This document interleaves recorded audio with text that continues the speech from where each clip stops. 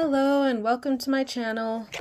I'm gonna be totally honest. I put a lot of work into a video and the video editing app that I used ended up corrupting the video. So Skelita is here and she's already unboxed, unfortunately, but that's okay because when something goes wrong, we just get back up and we try again. So we're gonna do a quick little review on Skelita. As I said in my other video, I haven't been exposed to Mexican culture a whole lot in my life, so some of my pronunciation isn't correct, but basically, from what I've researched, Dia de Muertos, I'm sorry, I hope I'm saying that right, is a Mexican holiday mostly celebrated in Mexico and in other countries by mostly people of Mexican heritage, and it's a day to celebrate the lives of those that they've lost. That much I have taken away from my research. On the back here, I might end up skipping words that I can't pronounce, just because I think that would be more respectful than butchering them. And look at this beautiful girl. Doesn't she deserve respect? Of course she does. Okay. Dia de Muertos begins, and the scent of pan de muerto fills the air, warm and sweet as I arrange a traditional marigold headpiece in my hair.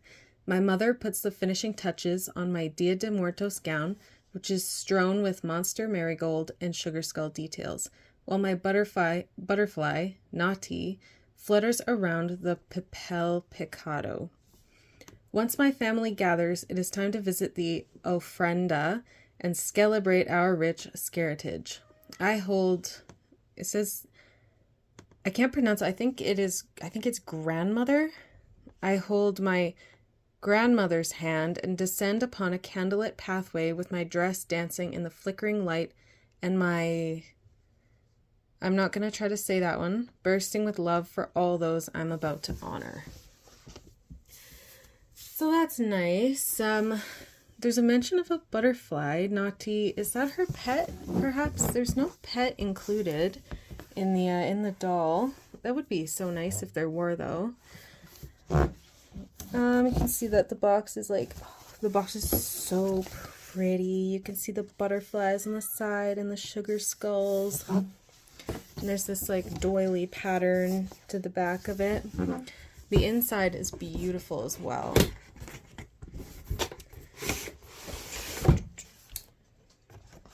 You can see there's, would you call that a shrine? It looks like a sort of a shrine with more of the doily accents, butterflies, and sugar skulls. And it's so cute because the sugar skulls are just like a little skelette. So cute. As I had mentioned in my other video, I'm from Canada, and that's very northern Canada, so this is pretty far removed from anything that I've been extremely exposed to. That's why I wanted to take my time and kind of do my research, and I didn't want to sit here and butcher the words that I don't know how to say. And I also just want to, oh my goodness, honor a culture that I don't know anything about.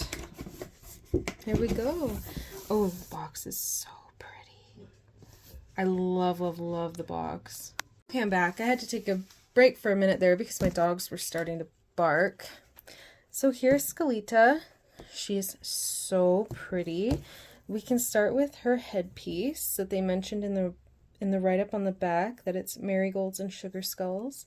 And then she has this beautiful face. She has gray blushing. I don't think it's focusing on her. Focus! It really wants to focus on the girlies in the back.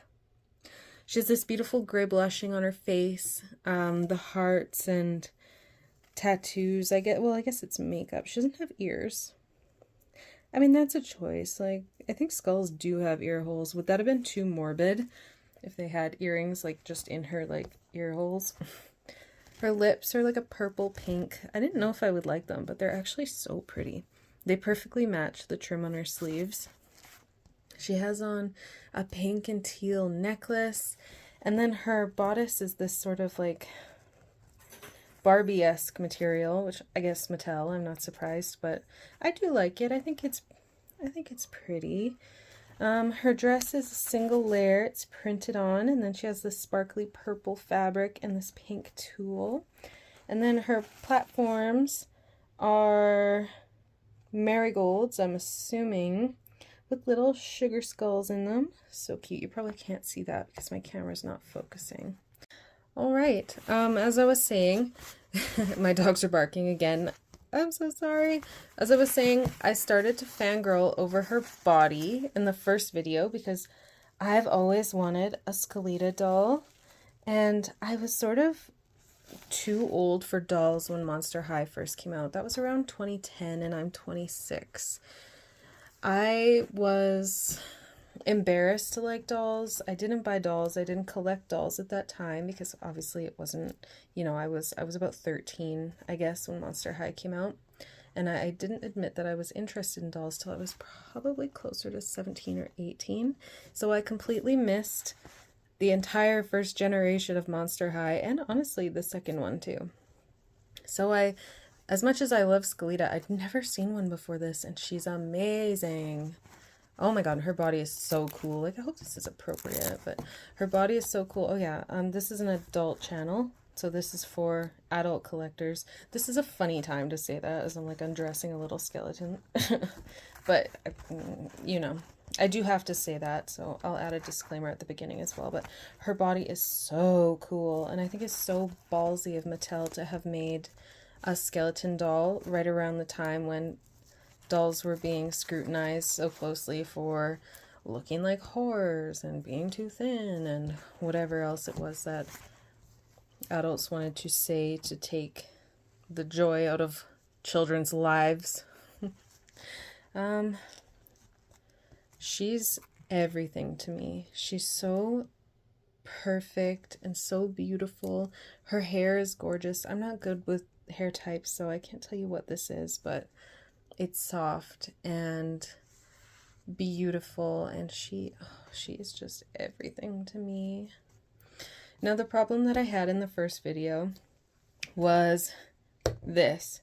I had made a point to be like, oh, I love saddle stands because waist stands are so hard to put on like certain dolls, and it just makes them look crappy. But no, this stand sucks. I'm not super familiar with the Monster High stands, but this stand is awful. Awful. I put her on it. This was this was half of the first video that I made. Was just this. And so I've put her on it, and I'm like leaning her forward. Her feet are on the stand, leaning her forward. And she's like just able to stand. So maybe if I try to like pose her, oh jeez, she's really delicate, and I really, really, really don't want to break her. If I try to pose her cute, and she goes down. So I don't know how I'm going to pose her on the shelf when I can't even get her to stand up. I kind of have her feet, I kind of have her feet like back here. That's the only way I've been able to get her to stand. Girl. Okay.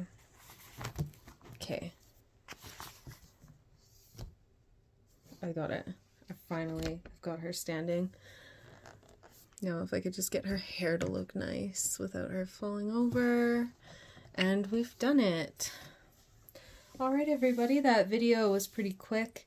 I was quite sad, to be honest, that my first video was corrupt.